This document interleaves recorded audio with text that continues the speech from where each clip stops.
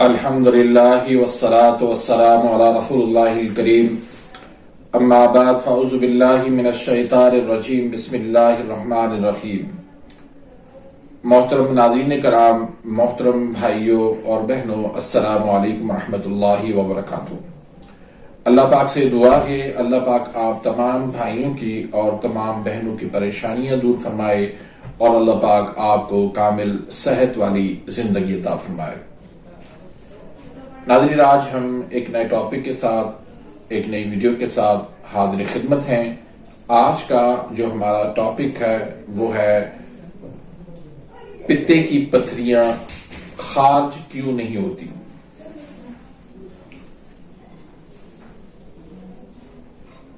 بہت سارے نسخے، بہت سارے ٹوٹکے آپ بھائیوں نے آزمائے ہوں گے، لیکن پتے کی پتھریاں خارج نہیں ہوتی۔ ان کی وجوہات کیا ہیں، ان کے اسباب کیا ہیں، اور پھر درست علاج کیا ہے، یہ ہے آج کا ہمارا ٹاپک۔ ناظرین دیکھیں، ایلوپیتھی صاف انکار کرتا ہے کہ پتے سے پتھریاں جو ہے وہ نہیں نکل سکتی۔ اس کی جو وجہ وہ بتاتے ہیں کہ نکلنے کا کوئی راستہ نہیں ہے۔ یہ بات بالکل درست ہے کہ اگر آپ جس طرح گردوں سے، مثانے سے پتھریاں نکالتے ہیں، اگر اس طریقے سے آپ اگر پتے سے پتھریاں نکالنے کی کوشش کریں گے تو ہمیشہ ہمیشہ آپ کو ناکامی ملے گی۔ اس کی وجہ یہ ہے کہ پتے کی جو پتھریاں ہیں اس کے نکلنے کا واقعتاً راستہ نہیں ہے، اگر ان کو آپ پتھریاں سمجھ کے آپ ان کو خارج کریں گے تو۔ پھر دوسری وجہ یہ ہے کہ پتا جو ہے یہ بالکل چپکا ہوتا ہے جگر کے ساتھ، جگر کے نیچے ہوتا ہے اور جگر کے ساتھ بالکل اٹیچ ہوتا ہے، چپکا ہوا ہوتا ہے۔ اب اس صورت کے اندر دیکھا جائے تو واقعتاً نکلنے کا کوئی راستہ نہیں ہے۔ اس کی جو نالی ہوتی ہے وہ بھی بالکل باریک سی ہوتی ہے، اس میں سے پتھریاں جو ہے نا اگر بڑی ہیں تو وہ نہیں نکل سکتی، چھوٹی چھوٹی پتھریاں تو وہ بعض کا نکل بھی سکتی ہیں، لیکن اس کا پھر آگے جا کے وہ چھوٹی آنت میں وہ پھنس سکتی ہیں۔ تو اس لحاظ سے ایلوپیتھی کا یہ موقف بالکل درست ہے کہ پتے سے پتھریاں جو ہے وہ اس صورت میں نہیں نکل سکتی جس صورت میں آپ جو ہے وہ گردے سے پتھریاں نکالتے ہیں اور مثانے سے پتھریاں نکالتے ہیں۔ دراصل اس چیز کو ہم نے سمجھا ہی غلط ہے۔ پہلے تو ہم یہ دیکھیں کہ پتے کے اندر جو پتھریاں جن کو کہا گیا ہے وہ پتھریاں ہیں ہی نہیں، وہ ایک مادہ ہے۔ جس طرح فرش کے اندر برف جم جاتی ہے نا حرارت کی کمی سے، ٹھنڈ سے، سردی سے، اس طرح یہاں پر بھی حرارت کی کمی سے، ٹھنڈ سے وہاں پر وہ مادہ برف کی طرح جم جاتا ہے، جس کو یہ پتھریاں کہتے ہیں۔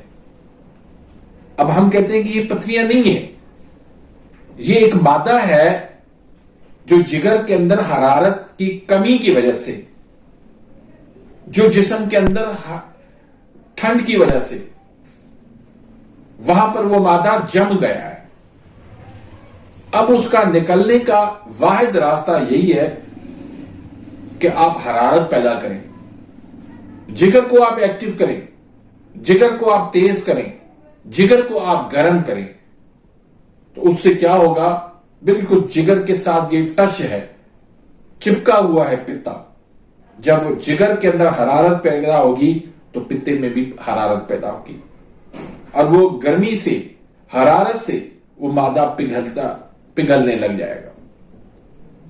اب اس میں بھی دو صورتیں ہیں، اس میں دو تحریکوں کے اندر یہ پتے کے اندر پتھریاں جو ہے وہ دیکھی گئی ہیں۔ ایک تو تحریک ہوتی ہے اعصابی عضلاتی، بالکل سردی کی تحریک ہوتی ہے، حرارت کی کمی ہوتی ہے، جگر جو ہے وہ انتہائی ضعف اور تحلیل کے اندر ہوتا ہے۔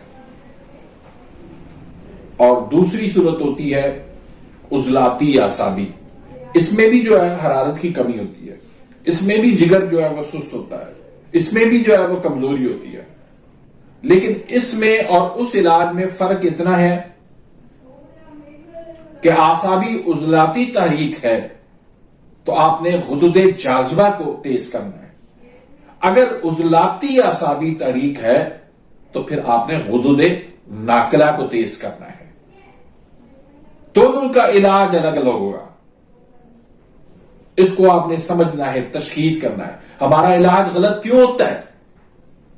ہم صرف نسخہ ہمیں مل گیا، کہیں سے ٹوٹکا ہمیں مل گیا، ہم نے مریض کو دے دیا، نفس سے اس کی تشخیص نہیں کی، قارورت سے اس کی تشخیص نہیں کی، تشخیص اس کی تحریک سے نہیں ہوئی کہ اس کی تحریک کیا ہے، اس کے عوامل کیا ہیں، اس کے اسباب کیا ہیں، اور ہم بغیر اسباب کے دیکھے ہوئے، بغیر ہم اصل کاز کو دیکھتے ہوئے، اور بغیر ہم تشخیص کے، بغیر ہم تحریک دیکھے ہم اس کو نسخہ جو دے دیتے ہیں، پھر وہ نسخہ کامیاب نہیں ہوتا، وہ جو ہے اثر نہیں دکھاتا۔ ہم کہتے ہیں کہ نہیں، پتے سے پتھریاں جو ہے وہ خارج ہو ہی نہیں سکتی، ہم نے جو ہے نا بارہا اس کو آزمایا ہے، ہم نے بہت اس کا علاج کیا ہے، اس لحاظ سے ہم کہتے ہیں کہ بھئی پتے میں پتھری ہو جائے تو حکیم صاحب جو ہے خود جو ہے وہ مریض کو مشورہ دیتا ہے کہ جا کے پتا اپنا نکلوا دو۔